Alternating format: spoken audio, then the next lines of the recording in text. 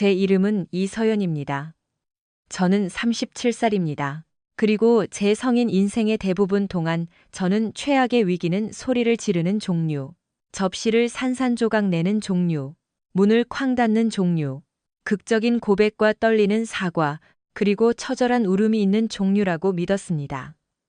하지만 올해 저는 한 가지를 배웠습니다. 가끔 가장 위험한 재앙은 초대받지 않은 친구들이 공연을 보러 온 것처럼 앉아 있는 동안 바로 당신의 식탁에서 이루어지는 정중한 대화의 탈을 쓰고 찾아온다는 것을요. 2주 전, 제 남편은 그의 가장 친한 친구 3명을 우리 집으로 불러 모아 마치 제가 해고당하기 직전인 것처럼 저를 앉혀놓고 이혼하고 싶다고 선언했습니다. 상의도, 암시도, 예고도 없었습니다. 그리고 여전히 저를 괴롭히는 것은 그가 여러 사람 앞에서 그 일을 했다는 것입니다. 마치 용기를 내기 위해 증인이 필요했거나 제 반응으로부터 자신을 보호하기 위해 그랬던 것처럼요.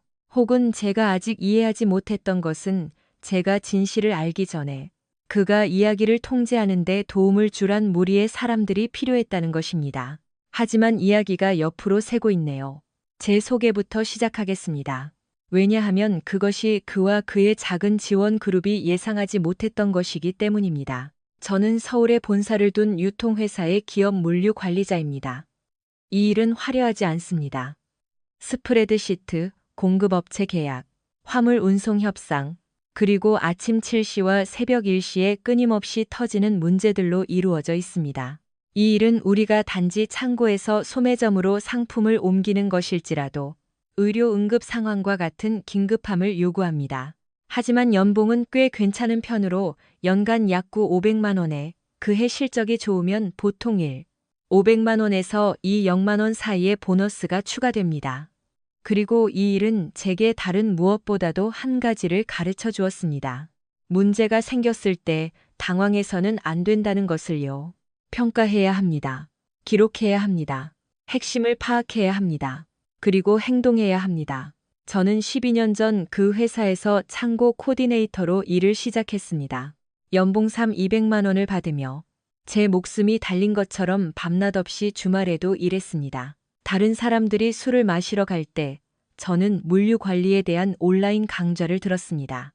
아무도 당신에게 역량을 거저 주지 않기 때문에 저는 화물 소프트웨어 시스템을 독학했습니다. 당신 스스로 그것을 구축해야 합니다. 저는 보조 관리자, 운영 감독관으로 승진했고 약 4년 전 현재의 직책으로 승진했습니다. 그 과정은 정말 고됐지만 사람들이 흔히 오해하는 자질들을 단련시켜 주었습니다. 그들은 침착함이 당신이 신경 쓰지 않는다는 의미라고 생각합니다. 그들은 침묵이 당신이 지고 있다는 의미라고 생각합니다. 그들은 침착함이 종종 누군가가 어떤 대가를 치르더라도 살아남기로 결심한 순간이라는 것을 깨닫지 못합니다. 제가 살고 있는 집은 서울의 꽤 괜찮은 교외에 있는 방 3개짜리 단층 집입니다. 저는 남편을 만나기 3년 전에 이 집을 샀습니다. 저 혼자 샀습니다. 제 저축에서 4억만 원을 계약금으로 냈습니다. 30년 만기 주택담보대출을 받았습니다. 등기부등본에 제 이름이 올라 있습니다. 그 집은 사람들이 구조가 필요해지기 전까지 비웃는 모든 지루하고 책임감 있는 선택의 상징입니다.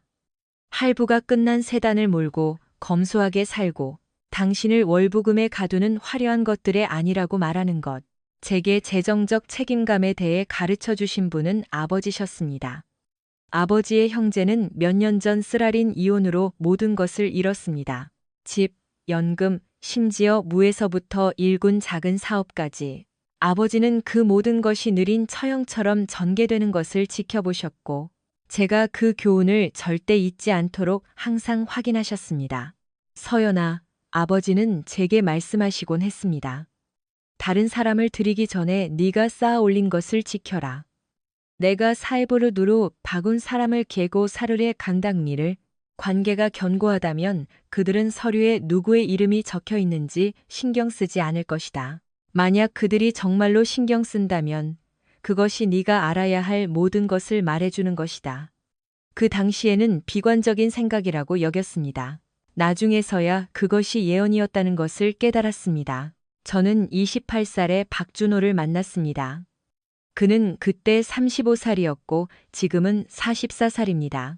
저는 친구의 모임에서 그를 만났는데 그곳에서는 모두가 너무 큰 소리로 이야기하며 서로를 의식하지 않는 척했습니다. 그는 조용히 매력적인 사람이었습니다. 당신이 이야기할 때 눈을 똑바로 쳐다보는 유형으로 마치 당신이 매우 중요한 사람인 것처럼요. 그는 서울 시내의 한 법무법인에서 상무비서로 일했습니다. 단정하고 깔끔하며 야망이 있었습니다. 우리는 금방 친해졌습니다. 첫날 밤 우리는 몇 시간 동안 이야기했습니다. 직업 목표, 여행의 꿈, 당신이 딱 맞는 사람을 찾았다고 믿게 만드는 흔한 마법 같은 것들.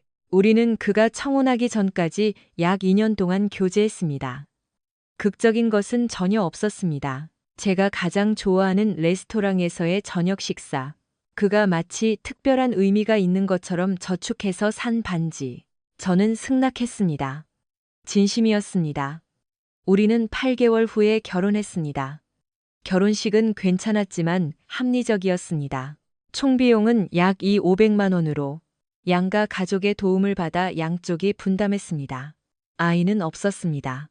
적어도 처음에는 모든 것이 괜찮았습니다. 우리는 나중에 대해 이야기하곤 했습니다. 그는 경력을 쌓고 싶어 했습니다. 저는 더 많이 저축하고 싶었습니다. 시기는 항상 딱 맞지 않았습니다. 돌이켜보면 우리 중 일부는 결혼의 기반이 우리가 겉으로 보이는 것만큼 견고하지 않다는 것을 알고 있었던 것 같습니다. 결혼 생활의 첫 6년은 괜찮았다고 말할 수 있습니다. 소설 같은 로맨스는 아니었지만 안정적이고 편안했습니다. 우리는 소득에 따라 지출을 나누었습니다. 제가 더 많이 벌었기 때문에 공동 경비의 약 65%를 제가 부담했습니다. 그는 식료품비, 공과금, 그리고 집안 생활에 필요한 자잘한 것들을 지불했습니다. 우리는 괜찮은 휴가를 갖고 각자의 친구 그룹을 유지했으며 정해진 생활 습관이 있었습니다. 그는 사교 활동을 담당했고 저는 집안일과 재정 계획을 담당했습니다. 언뜻 보기에는 팀 협력처럼 보였습니다.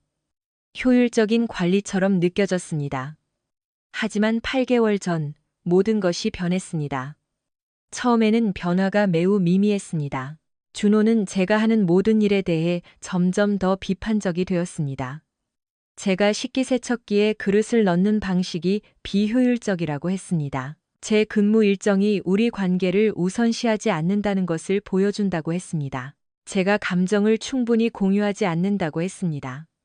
제가 너무 현실적인 문제에만 집중한다고 했습니다. 모든 대화는 제가 지원하지도 않은 직무에서 실패하고 있는 성과 평가처럼 시작되었습니다. 몇 년 동안 우리 관계에 만족했던 남자가 갑자기 불만을 갖도록 지시받은 것처럼 긴 불만 목록을 가지고 있었습니다. 그리고 친구들이 나타났습니다. 준호는 강남의 한 트렌디한 스튜디오에 가입했습니다. 요가도 하고 자기 개발도 하고 사교 클럽이기도 한 그곳에서 그는 민준, 현우, 지훈이라는 세 친구와 떨어질 수 없는 사이가 되었습니다. 처음에는 저도 그것을 장려했습니다. 결혼 생활 밖에서도 친구는 필요하니까요. 하지만 관계는 빠르게 변했고 저는 아직 그것을 표현할 단어를 찾지 못했습니다. 이것은 가끔 만나는 모임이 아니었습니다. 이것은 아침부터 저녁까지 이어지는 토요일 종일 모임이었습니다. 밤 11시까지 이어지는 주말 저녁 모임. 끊임없는 단체 채팅방. 그곳에서 준호는 제가 불과 몇 걸음 떨어진 곳에 앉아 쇼핑, 청구서, 주말, 현실과 같은 일상적인 삶에 대해 이야기하려고 애쓰는 동안에도 휴대폰을 보며 낄낄거렸습니다. 제가 그들이 영상 통화를 하는 방에 들어가면 대화는 중단되거나 마치 사적인 일을 하다가 들킨 것처럼 즉시 일반적인 잡담으로 바뀌었습니다. 그리고 그들은 저를 쳐다보았습니다. 공개적으로 적대적인 것은 아니었지만 마치 제가 비밀스러운 일에 끼어든 외부인인 것처럼 평가하는 눈빛이었습니다. 4개월 전 준호는 더 큰 충격을 주었어야 할 이상한 말을 하기 시작했습니다. 우리는 잠자리에 들 준비를 하고 있었고 그는 양치질을 하면서 아무렇지 않게 말했습니다. 민준이가 내가 평범함에 안주하고 있다고 하더라. 저는 그 말이 터무니없게 들려서 한번 웃었습니다. 그러다 그가 농담이 아니라는 것을 깨달았습니다. 그게 무슨 뜻이야? 제가 물었습니다. 그는 어깨를 으쓱했습니다. 그냥 인생, 선택, 안전한 선택에 자신을 국한하지 않는 것에 대한 이야기야. 그럼 내가 평범함이라는 거야? 저는 캐묻는 동시에 대답이 두려워서 물었습니다. 그는 눈을 굴렸습니다. 너무 예민하게 굴지 마. 그냥 철학일 뿐이야. 피곤할 때 결혼한 사람들이 하는 행동을 했을 뿐이야. 저는 그냥 넘어갔습니다. 왜냐하면 사소한 말 한마디 한마디에 반박하다 보면 결혼 생활이 끊임없는 전쟁터가 될 테니까요. 싸울 가치가 있는 싸움을 골라야 하잖아요? 알고 보니 어떤 싸움들은 결코 작지 않았습니다. 그저 조용했을 뿐이죠. 여성 권한 신장의 영향력은 다음 몇 달 동안 더욱 강해졌습니다. 그들은 매주 모임을 갖고 함께 자기 개발서를 읽고 그 개념들을 자신들의 삶에 적용하는 것에 대해 토론했습니다. 저는 준호가 그 책들을 마치 무해한 것처럼 집안 곳곳에 흩어놓았기 때문에 그 사실을 알았습니다. 당신의 힘을 되찾아라. 편안함의 족쇄에서 벗어나라. 당신은 더 나은 자격이 있다와 같은 제목들이었습니다. 각 책에는 동일한 잠재적인 주제가 있었습니다. 현재의 관계가 아마도 당신을 발목 잡고 있을 것이다. 안정은 덫이다. 편안함은 사랑이라는 탈을 쓴 억압이다. 진정한 성장은 급진적인 변화를 요구한다. 그것은 평범한 타협을 잔인함으로 평범한 삶을 실패로 여기는 종류의 철학이었습니다. 그리고 준호는 비교하기 시작했습니다. 민주는 흥미로운 사람과 데이트하고 있었다. 현우는 자주 여행 다니는 사람들을 알고 있었다. 지훈은 깜짝 선물을 사주고 호화로운 제스처를 하는 연인을 둔 친구가 있었다.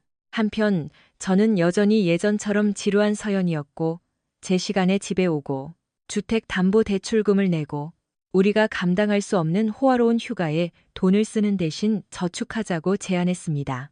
그의 태도 변화는 점진적이었지만 명백했습니다. 저는 그의 동반자에서 장애물이 되었습니다.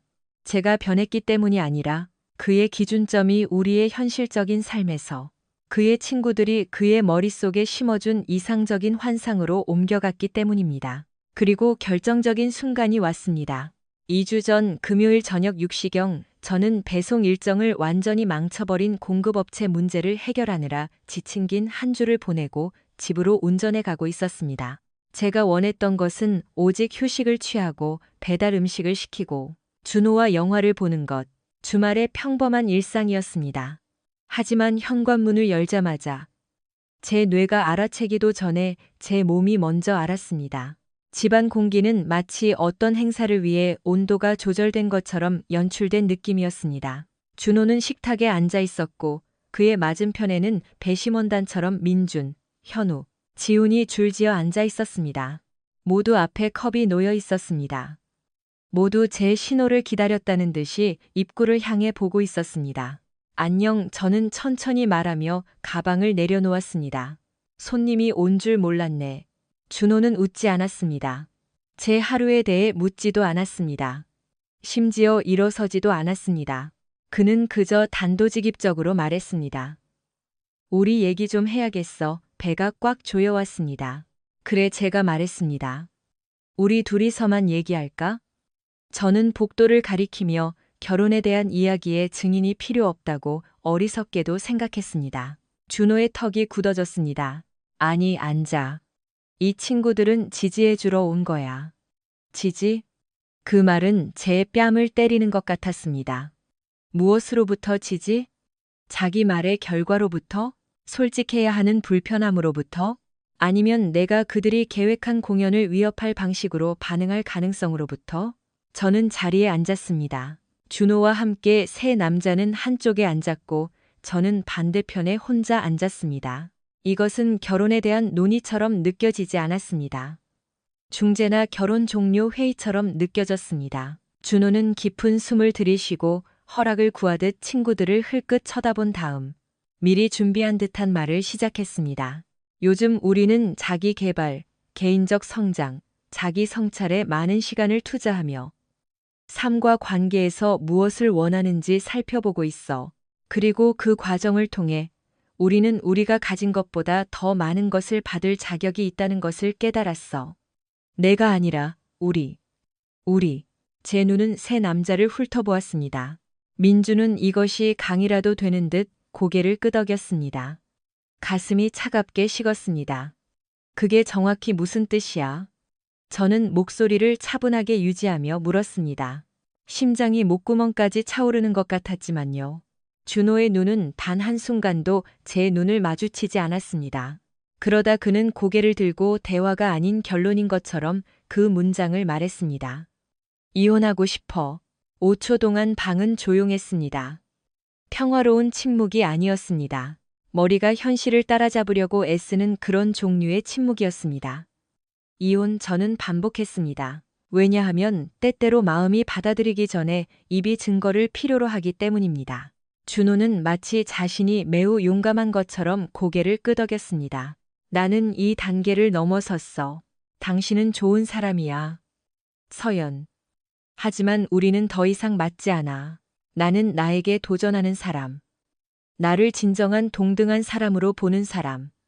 나를 밀어붙이는 사람이 필요해. 저는 손을 들었습니다. 멈춰. 그의 눈빛이 번뜩이며 마치 제가 그의 연설을 밟은 것처럼 말을 끄는 것에 짜증을 냈습니다. 미리 준비한 대본은 건너뛰어도 돼. 제가 조용히 말했습니다.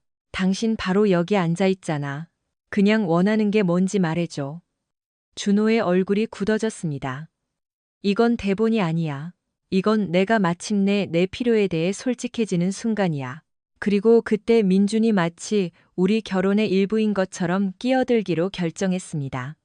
그는 행복할 자격이 있어. 서연, 그가 자신을 선택했다고 해서 그를 비난할 수는 없어. 저는 천천히 고개를 돌렸습니다. 내가 이 대화를 당신과 하고 있는 줄은 몰랐네. 현우가 앞으로 몸을 기울이며 날카로운 목소리로 말했습니다. 우리는 준호에게 정말 힘든 일이라서 여기 있는 거야. 그는 지지가 필요해. 적어도 당신은 존중하는 태도를 보여야 해. 존중. 제 남편은 방금 우리 결혼의 종말을 마치 그룹 전체의 공동 결정인 것처럼 선언했는데 어째서인지 예의에 대해 훈계를 듣는 것은 저였습니다. 저는 오랫동안 준호를 빤히 쳐다보았습니다. 제 안에서 무언가 변하는 것을 느꼈습니다. 마치 핀이 제자리에 딱 들어맞는 것처럼요. 분노도 절망도 아닌 오직 명료함만이 있었습니다. 알았어, 제가 말했습니다. 저는 침착하게 일어섰습니다. 새 남자는 마치 제가 울고 애원하고 논쟁하고 무너지고 이 방에 있는 그들의 역할을 증명할 만한 어떤 행동이라도 할 것으로 예상한 듯 눈을 깜빡였습니다. 준호는 혼란스러워 보였습니다. 그게 다야? 그가 말했습니다. 우리를 위해 싸우지 않을 거야? 내 마음을 바꾸도록 설득하지 않을 거야? 저는 카운터에서 열쇠와 지갑을 집어들었습니다. 방금 이혼하고 싶다고 말했잖아. 저는 여전히 차분한 목소리로 말했습니다. 모두 앞에서. 당신은 얘기하러 온 게 아니야. 선언하러 온 거지. 그럼 내가 뭘 위해 싸워야 하는데? 준호의 입이 벌어졌다가 다시 닫혔습니다. 그의 눈은 마치 그가 이용할 수 있는 감정을 찾고 있는 것처럼 제 얼굴을 샅샅이 훑었습니다. 적어도 이 문제에 대해 논의하고 싶어 할 줄 알았는데 그가 말했습니다. 뭔가 보여줘. 내 기분을 이해하려고 노력해봐. 저는 문으로 걸어갔습니다. 감정을 보고 싶어? 제가 문손잡이에 손을 얹고 멈춰 서서 말했습니다. 여기 있어.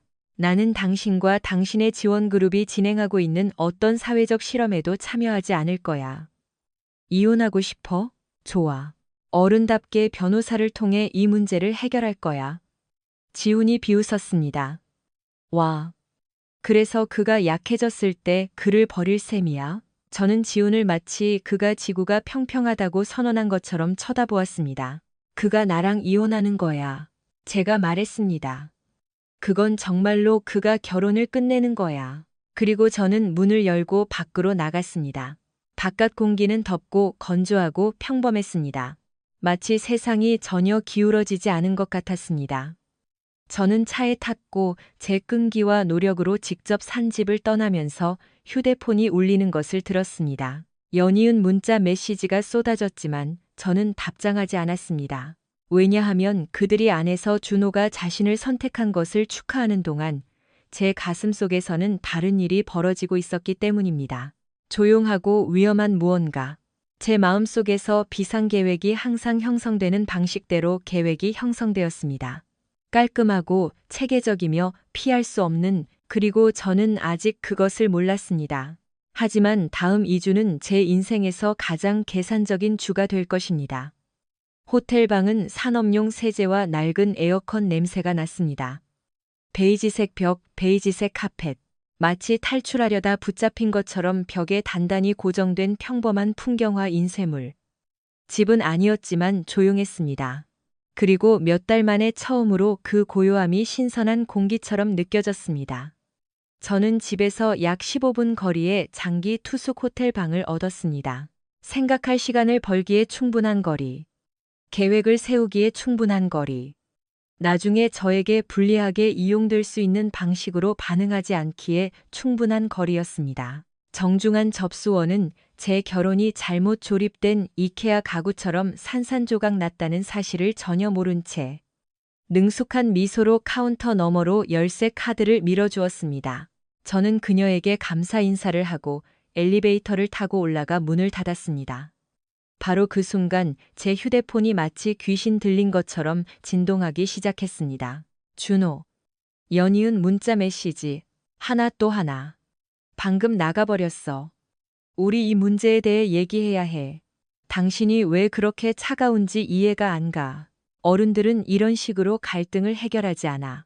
저는 휴대폰을 침대 옆 탁자에 엎어놓고 침대 가장자리에 앉아 깊은 숨을 들이마셨습니다. 왜냐하면 사람들이 침착한 여성에 대해 흔히 오해하는 것이 이것이기 때문입니다. 그들은 침착함이 무감각하다는 의미라고 생각합니다. 침착함은 부정을 의미한다. 침착함은 나중에 무너질 것이라는 의미이다. 때로는 침착함이 당신이 완전히 다른 상태에 들어섰다는 것을 의미한다. 평가의 상태. 휴대폰이 다시 울렸을 때 어조는 바뀌어 있었습니다. 덜 화가 났고 더 당황스러워했습니다. 당신이 더 신경 쓸 줄 알았어. 당신은 나를 막으려고 조차 하지 않았어. 내가 당신의 우선순위에서 어디에 있는지 알 것 같아. 그것이 바로 그것이었습니다. 조작. 그가 결혼을 끝낸 것에서 내가 그를 감정적으로 버린 것으로 상황을 뒤집으려는 시도. 저는 응답하지 않았습니다. 대신 상황이 감정의 한계를 넘어섰을 때 항상 하는 첫 번째 일을 했습니다. 항상 이성적으로 생각하는 사람. 제 가장 친한 친구인 강민호에게 전화했습니다. 우리는 대학 시절부터 알았는데 그때 저는 돈을 아끼기 위해 라면을 먹었고 그는 시험 공부를 하면서 접이식 매트리스에서 잠을 잤습니다. 그는 두 번째 벨이 울리자마자 전화를 받았습니다. 무슨 일이야? 저는 천장을 빤히 쳐다보았습니다. 남편이 자기 친구 3명이 식탁에 앉아보는 앞에서 이혼하고 싶다고 선언했어. 잠시 침묵이 흘렀고 저는 말했습니다. 미안, 뭐라고? 저는 그에게 모든 것을 이야기했습니다. 성격의 변화, 권력에 대한 상투적인 말들, 공개적인 선언, 그리고 준호가 제가 어떻게 반응할 것으로 기대했는지에 대해서도요. 제 이야기가 끝났을 때 민호는 천천히 숨을 내쉬었습니다. 이건 정상이 아니야. 그가 말했습니다. 이건 연출된 거야. 누군가 이야기를 조작하려고 하고 있어. 내 느낌은 그래. 서연아. 그가 조심스럽게 말을 이었습니다. 이런 말에서 미안하지만 그런 종류의 연출, 지지해주는 친구들, 그 갑작스러운 확신, 그건 보통 다른 무언가, 다른 누군가가 있다는 뜻이야. 그 생각은 이전에 제 머릿속을 스쳐 지나갔습니다. 마치 제가 똑바로 쳐다보기를 거부하는 무언가처럼요. 하지만 민호가 그 말을 꺼내자 그것은 제 마음속에 확고히 자리 잡았습니다. 저는 침을 삼켰습니다. 그가 바람을 피우고 있다고 생각해? 반대 증거가 나올 때까지는 그가 바람을 피우고 있다고 가정해야 한다고 생각해. 민호가 말했습니다. 그리고 즉시 자신을 보호해야 한다고 생각해. 변호사의 서류가 필요해. 직접적인 대면은 안 돼. 저는 그가 저를 볼 수 없었지만 고개를 끄덕였습니다. 나는 이미 집을 나왔어. 좋아? 다음 단계. 그에게 경고하지 마.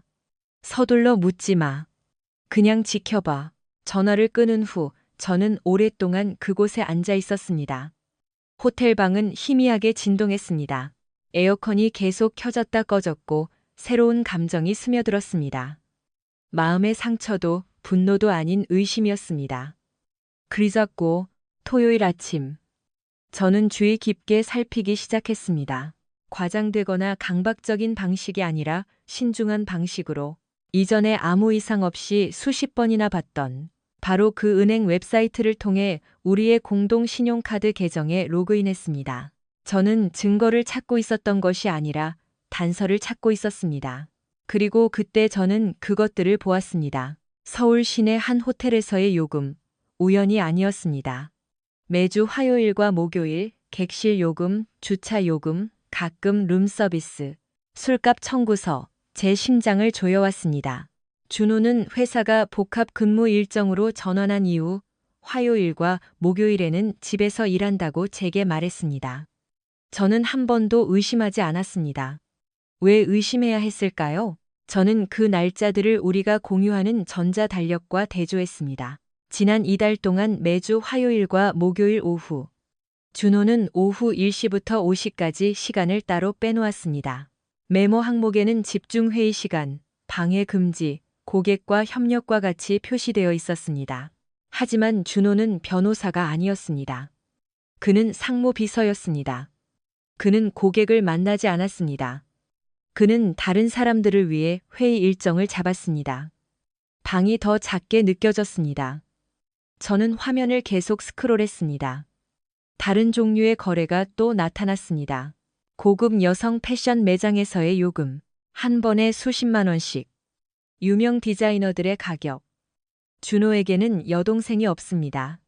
그의 어머니는 2개의 주저 떨어진 곳에 살고 있고 몇 달 동안 방문하지 않았습니다. 그는 단지 취미로 비싼 선물을 사는 종류의 사람이 아니었습니다. 그럼 그는 누구를 위해 옷을 사고 있었을까요? 저는 그에게 따지지 않았습니다. 아직은 아니었습니다. 왜냐하면 정당한 이유 없이 따지는 것은 감정일 뿐이기 때문입니다. 그리고 저는 더 이상 공짜 감정을 주는 것에 질렸습니다. 그때 아이패드, 오래된 것, 우리가 몇 년 전에 사서 거의 잊어버린 것이 생각났습니다.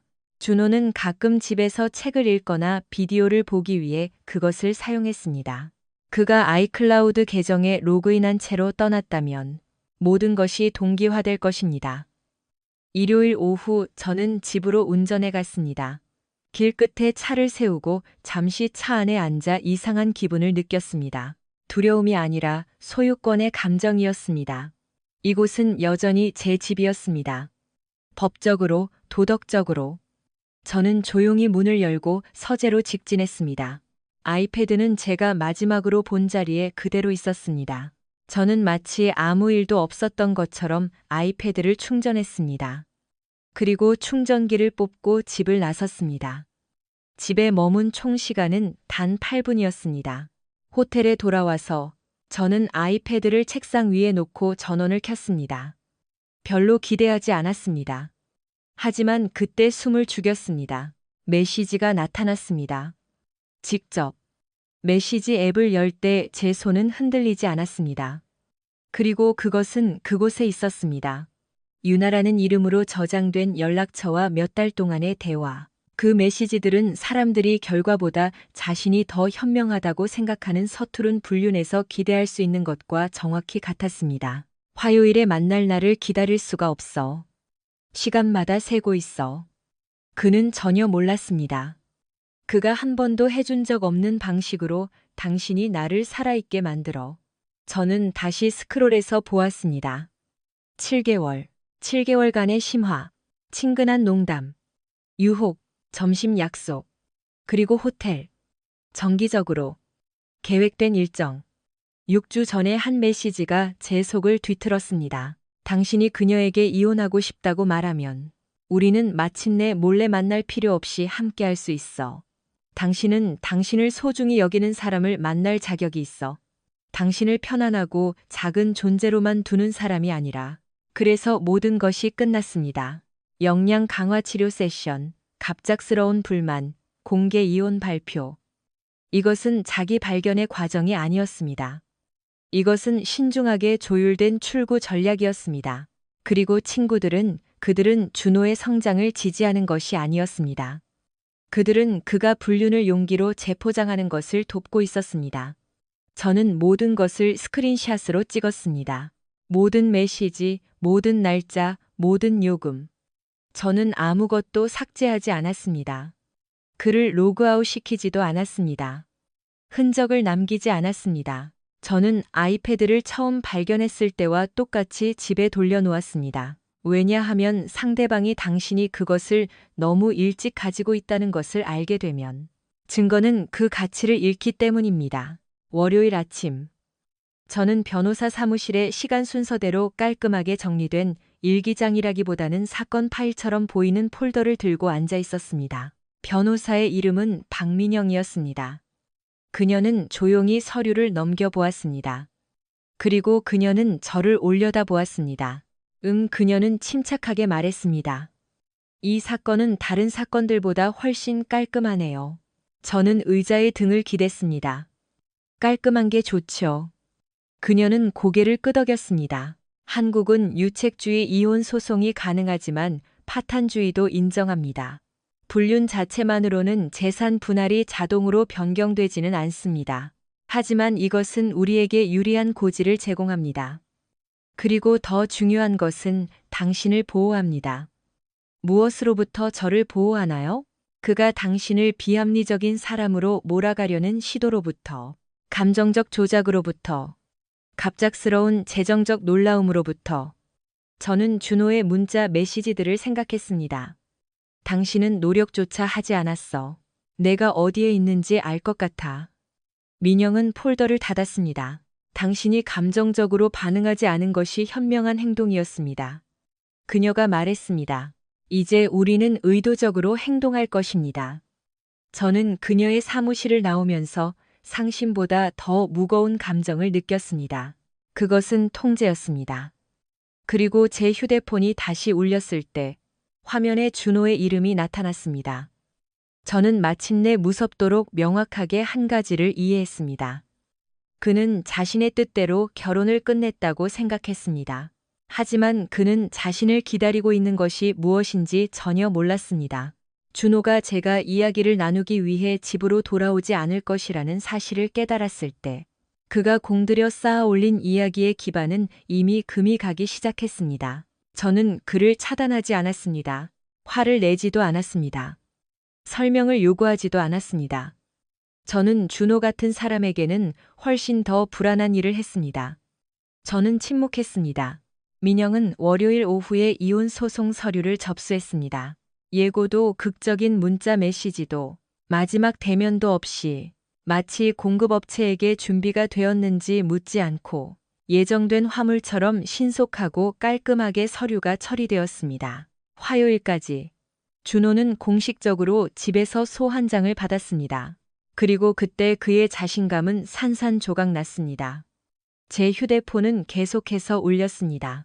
부재중 전화, 음성 메시지, 문자 메시지가 너무 빨리 쏟아져서 하나의 긴 분노의 외침으로 뒤섞였습니다. 당신이 이혼 소송을 제기했어? 우리 먼저 얘기했어야지. 당신이 마음대로 이 일을 결정할 수는 없어. 내 변호사가 이건 말도 안 된다고 하더라. 아이러니가 거의 시적이었습니다. 그는 마치 저 없이 내려진 집단 결정인 것처럼 이혼을 통보했습니다. 하지만 이제 법이 개입하고 모든 것이 현실이 되자 갑자기 그는 협력하고 싶어 했습니다. 갑자기 그는 제 동의를 원했습니다. 저는 답장하지 않았습니다. 왜냐하면 민영이 아주 분명하게 말했기 때문입니다. 침묵은 잔인함이 아닙니다. 침묵은 전략입니다. 수요일 아침 저는 호텔 프런트에서 온 전화에 잠이 깼습니다. 콜드웰 부인, 접수원이 정중하게 말했습니다. 로비에 부인의 남편이라고 신원을 밝힌 남자가 있습니다. 그는 당신의 방에 들어가게 해달라고 요구하고 있습니다. 저는 천천히 앉았습니다. 아니요, 저는 손님을 기다리지 않는다고 말했습니다. 알겠습니다. 저는 뒤에서 준호의 목소리가 점점 높아지는 것을 들을 수 있었습니다. 나는 내 아내와 이야기할 권리가 있어. 접수원은 침착했습니다. 손님 부인께서 거절하셨습니다. 여기서 나가셔야 합니다. 저는 전화를 끊고 베개에 기대어 천장을 빤히 쳐다보았습니다. 그가 그것을 깨달은 것은 이번이 처음이었습니다. 그는 더 이상 접근할 수 없었습니다. 목요일, 그는 다시 시도했습니다. 이번에는 제 사무실에서였습니다. 저는 제 책상에서 보안 카메라를 통해 그가 접수원과 언쟁하는 것을 지켜보았습니다. 그의 두 손은 마치 좌절이 잠긴 문을 열 수 있다는 듯이 허공을 휘젓고 있었습니다. 5분만 시간을 주세요. 그가 말했습니다. 정말 어이가 없네요. 죄송합니다, 손님. 제 비서가 침착하게 대답했습니다. 콜드웰 부인은 오후 내내 회의 일정이 꽉 차 있습니다. 그녀는 거짓말을 하지 않았습니다. 그 회의들은 저 자신과 제 미래와 제 정신 건강과의 회의였습니다. 그는 거의 15분 동안 그곳에 서 있다가 밖으로 뛰쳐나갔고 마치 건물이 자신을 배신한 것처럼 건물을 마지막으로 한번 쳐다보았습니다. 금요일 오후 민호는 다른 이유로 제 속을 뒤집어 놓는 스크린샷을 보내주었습니다. 준호는 소셜미디어에 이렇게 게시했습니다. 제 결혼이 끝나가면서 제 인생에서 가장 힘든 시기를 겪고 있습니다. 저를 지지해준 분들께 감사하고 마침내 저 자신을 선택할 용기를 낸 것에 감사합니다. 때로는 가장 힘든 일이 가장 옳은 일이기도 합니다. 댓글이 쏟아졌습니다. 정말 자랑스러워. 너는 행복할 자격이 있어. 용감하고 정직하고 강인해. 민준, 현우, 지훈 모두 온라인에서 박수를 치며 마치 그가 결혼을 파탄낸 것이 아니라 마라톤을 완주한 것처럼 환호했습니다. 하지만 민호는 곧바로 유나의 개인 페이지에서 찍은 또 다른 스크린샷을 보냈습니다. 특별한 사람과 함께하는 새로운 시작. 진정한 관계가 가능한데도 만족스럽지 않은 것에 안주하기에는 인생이 너무 짧다. 그들이 이 사실을 공개한 시점은 전혀 미묘하지 않았습니다. 우리가 아직 법적으로 부부인 동안, 이혼 절차가 막 시작된 동안, 준호가 자신을 상처 입었지만 성장을 선택하는 용감한 남자로 표현하고 있는 동안, 그 배신은 마음을 아프게 했습니다. 하지만 저를 더 아프게 한 것은 연극, 거짓말. 그가 몇 달간의 속임수를 영웅적인 이야기로 바꾼 방식이었습니다. 민영은 1시간 후에 저에게 전화했습니다. 그의 변호사가 연락했습니다. 그녀는 말했습니다. 그들은 합의 조건을 논의하고 싶어 합니다. 저는 쓴웃음을 지었습니다. 맞춰볼까요? 그들은 모든 것을 원하겠죠. 그들은 집을 팔고 50으로 나누고 싶어 합니다. 퇴직금 총액의 절반과 배우자 부양비. 물론이죠. 저는 침착하게 말했습니다. 답변하세요. 집은 계속 제 소유입니다. 퇴직금은 배우자의 기여분만큼만 나눕니다. 배우자 부양비는 없습니다. 깔끔하게 끝내죠. 민영은 잠시 멈추더니 작게 웃었습니다. 그녀는 말했습니다. 당신이 마음에 들어요. 그리고 당신 말이 맞아요. 이 집은 법적으로 건드릴 수 없습니다. 결혼 전에 구입했습니다. 등기부 등본은 당신 이름으로 되어 있습니다. 대금은 당신의 계좌에서 지불되었습니다. 그가 변명할 이유가 전혀 없습니다. 그럼 소송을 제기하세요. 준호 측의 반응은 신속하고 분노에 차 있었습니다. 민영은 전문적이고 객관적으로 그 내용을 전했습니다. 그는 화가 났습니다. 당신이 불공정하게 대우하고 있다고 생각합니다. 그의 정직함 때문에 당신이 그를 벌주고 있다고 말합니다. 저는 거의 웃을 뻔했습니다. 정직함이라니요? 이혼 발표 후 2주가 지나자 준호의 빛나는 새 삶에 금이 가기 시작했습니다. 유나 역시 자신만의 문제에 부딪힌 것 같았습니다. 거의 불공평할 정도로 넓은 인맥을 가진 민호에 따르면 유나의 전 남편이 공개된 게시물을 보고 즉시 양육권 변경을 요구하는 소송을 제기했다고 합니다. 유나가 기혼 남성과 공개적으로 관계를 맺은 것이 판단력 부족과 불안정성을 보여준다는 주장이었습니다. 갑자기 준호는 더 이상 흥미로운 새 남자친구가 아니었습니다. 그는 짐이 되었습니다. 소셜미디어의 어조가 바뀌었습니다. 덜 낭만적이고 명료함과 적절한 시기에 대한 모호한 말들이 많아졌습니다. 그리고 게시물은 완전히 사라졌습니다. 친구 그룹도 해체되기 시작했습니다. 현우의 여자친구는 그가 자기 개발이라는 명목 아래 자신의 불륜을 숨겨왔다는 사실을 알게 되었습니다. 민준의 여자친구는 그가 단지 철학적인 대화라고 맹세했던 문자 메시지들을 발견하면서 관계가 깨졌습니다. 지우는 그의 아내가 그들의 집에서 그룹이 모이는 것을 금지한 후 조용해졌습니다. 권력이 예기치 않게 결과가 나타났을 때 빠르게 무너진다는 것이 드러났습니다. 금요일 밤, 준호가 보도 자료처럼 이혼을 발표한 지 정확히 2주 후, 호텔 프런트에서 다시 전화가 왔습니다. 손님을 만나러 온 남자가 있습니다. 접수원이 말했습니다. 그는 이 일이 매우 긴급하다고 말합니다. 저는 노트북을 닫았습니다. 그를 로비로 내려보내세요. 제가 말했습니다. 제가 내려가겠습니다.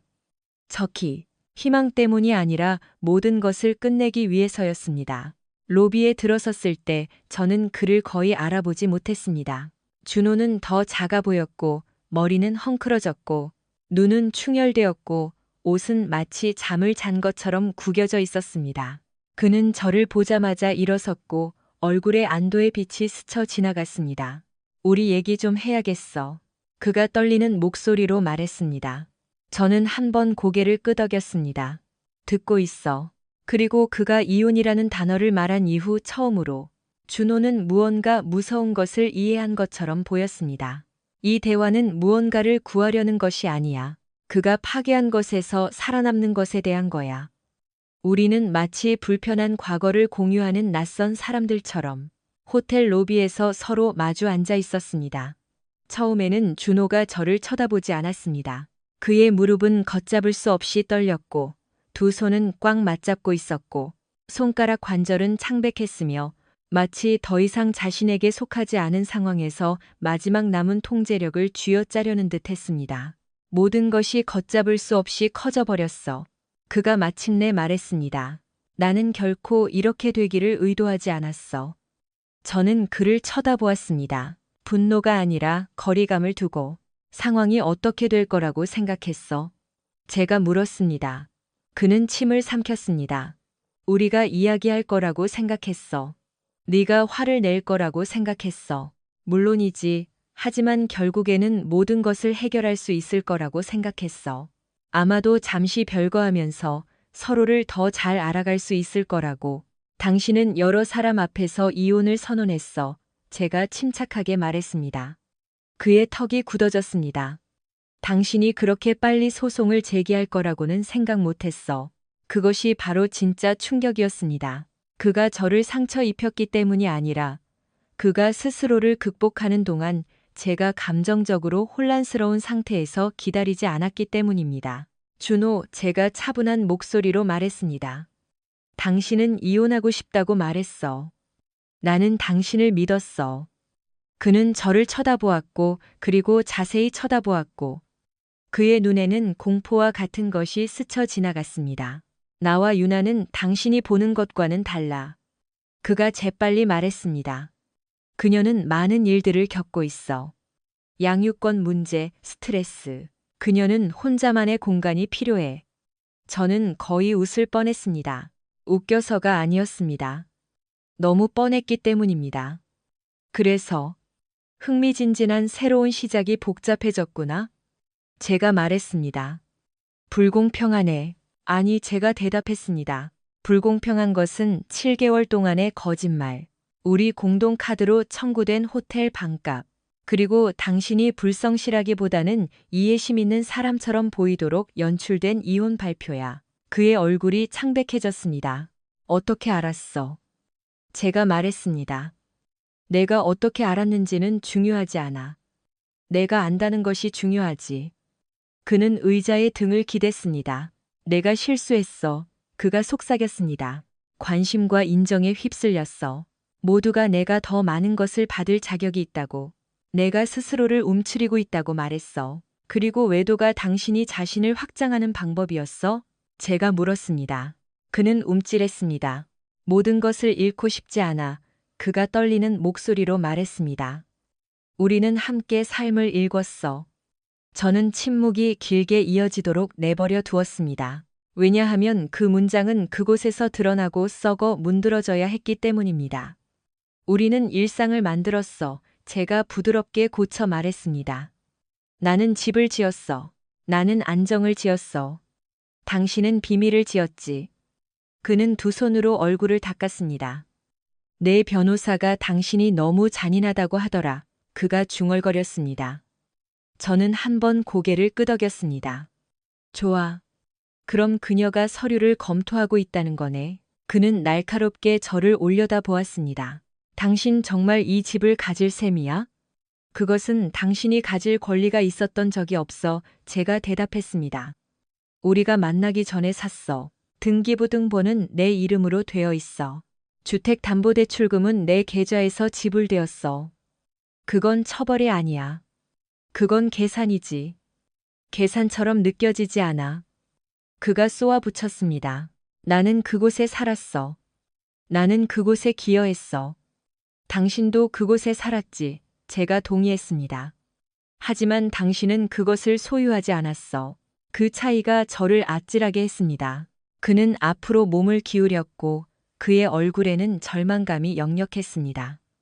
내 월급으로는 내 집을 살 여유가 없어. 그가 말했습니다. 당신도 알잖아. 저는 그의 눈을 똑바로 쳐다보았습니다. 일주일에 2번 다른 사람과 잠자리를 갖기 전에 그걸 고려했어야지. 그는 마치 제가 그를 때린 것처럼 움찔했습니다. 다음 20분 동안 그는 민영이 저에게 경고했던 모든 수법을 계속해서 사용했습니다. 흥정. 나는 그녀와 완전히 끝낼 거야. 약속.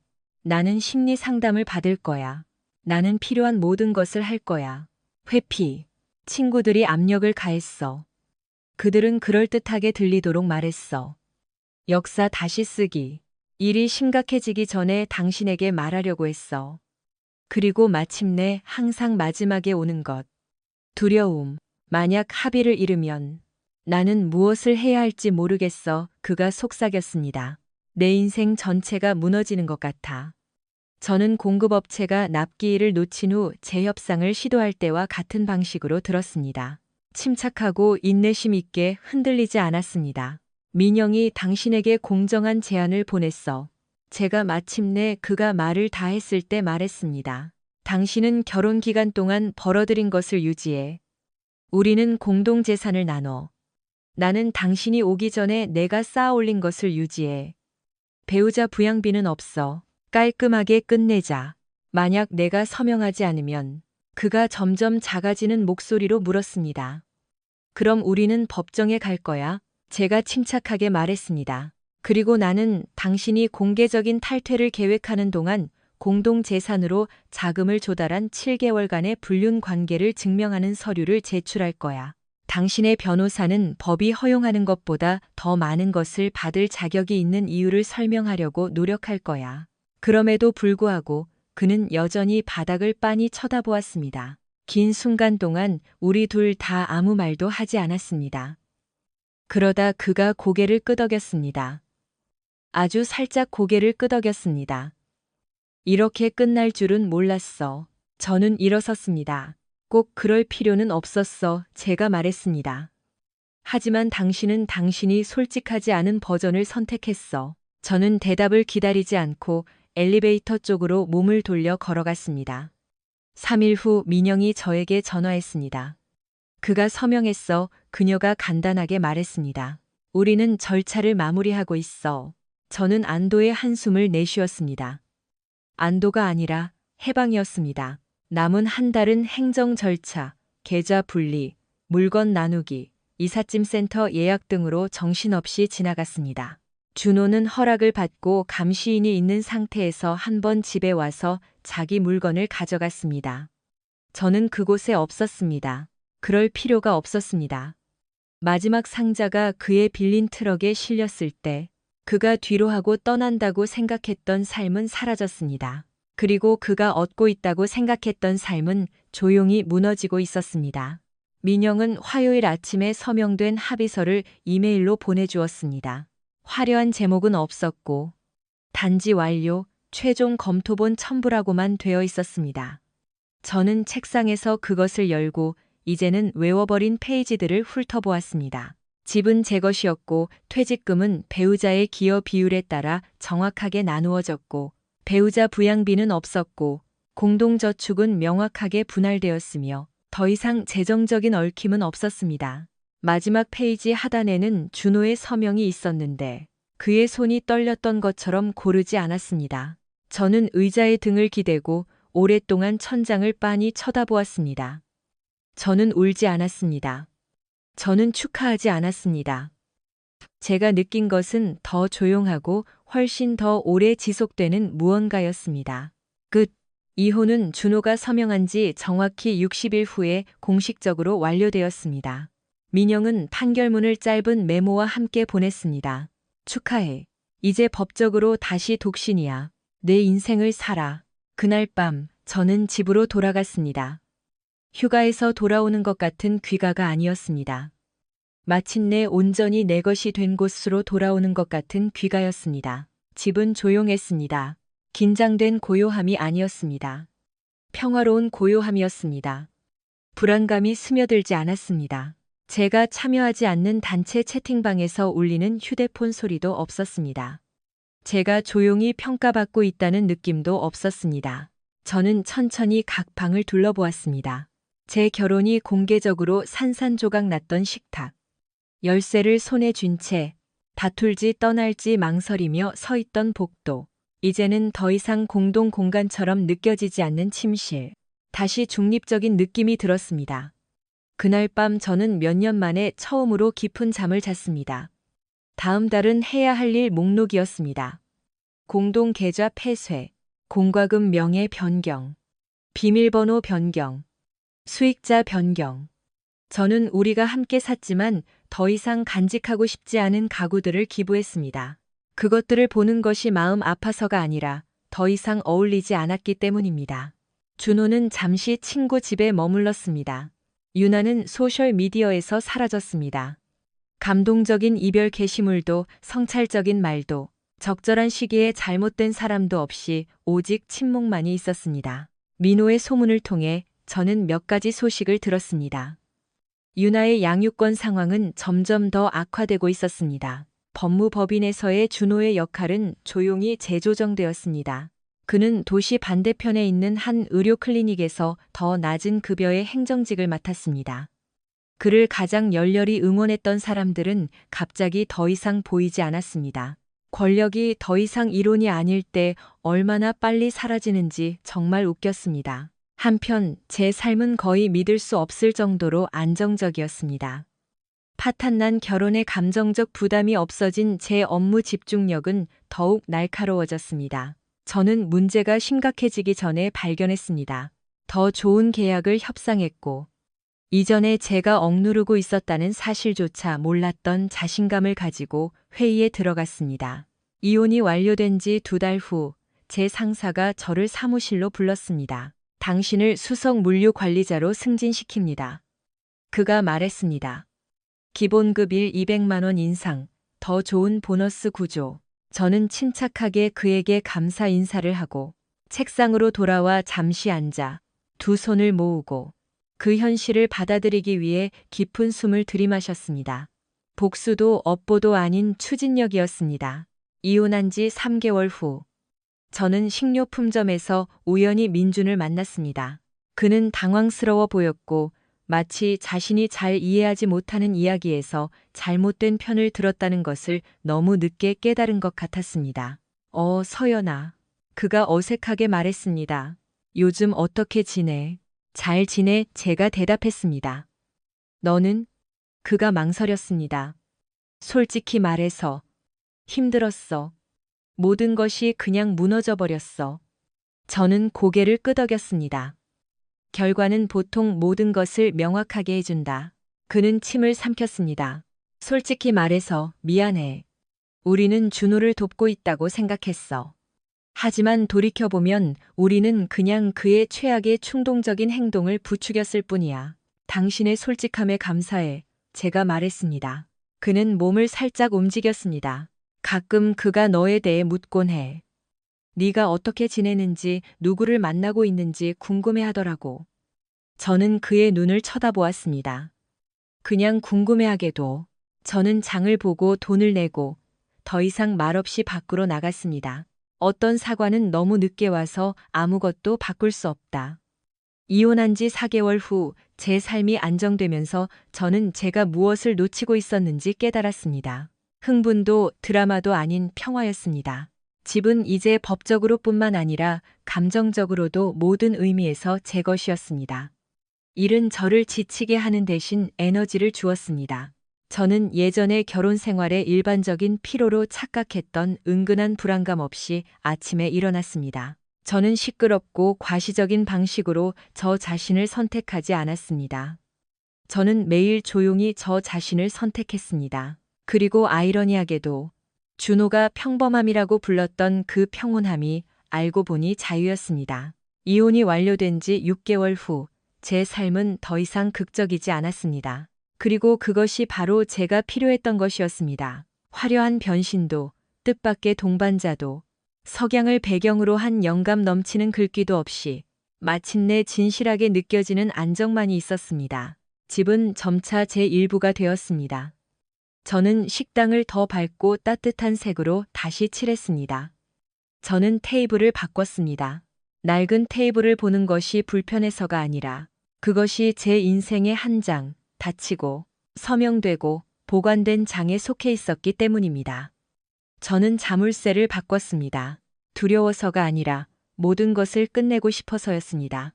매일 아침 일어나면 저는 예전의 성인의 징후로 착각했던 은근한 긴장감을 더 이상 느끼지 않았습니다.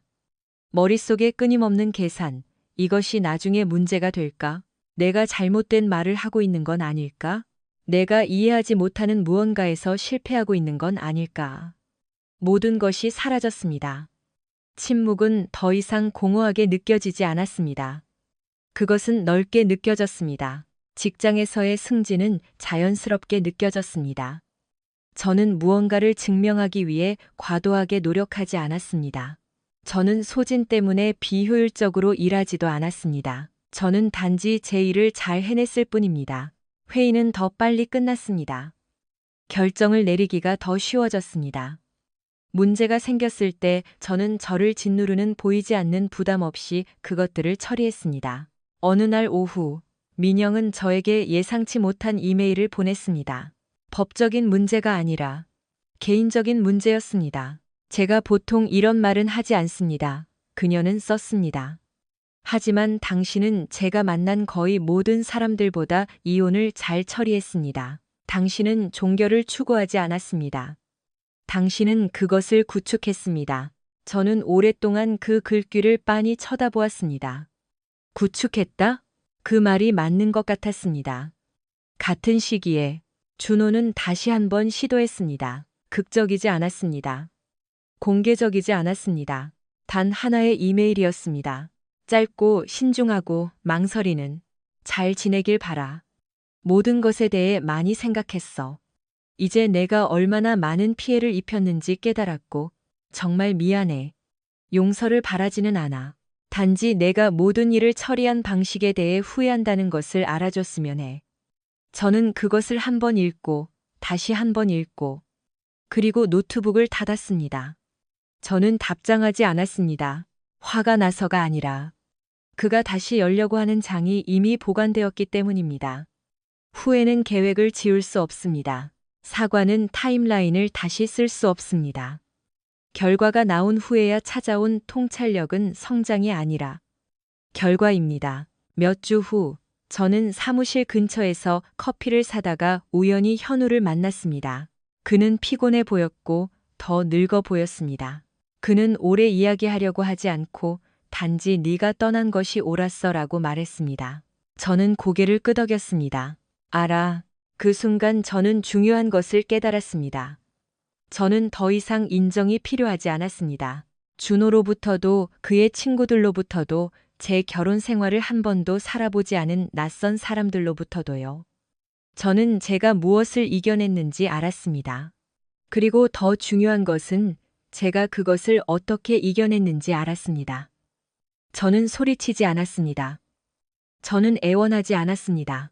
저는 동정을 얻기 위해 연극을 하지 않았습니다. 저는 상황을 평가했습니다. 저는 제 자신을 보호했습니다. 저는 진실이 제 시간표에 따라 드러나도록 내버려 두었습니다. 그리고 저는 편안함을 위해 제 존엄성을 포기하기를 거부했습니다. 그것이 남은 것이었습니다.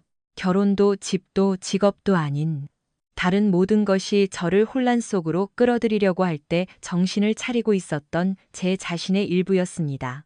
만약 당신이 예쁜 리본으로 묶인 도덕적인 교훈을 기대하고 있다면 바로 이것입니다. 조용하고 화려하지 않습니다. 때로는 당신이 할 수 있는 가장 강력한 말은 어떻게 나에게 이럴 수 있어? 괜찮아가 아닙니다. 그리고 당신은 떠나갑니다.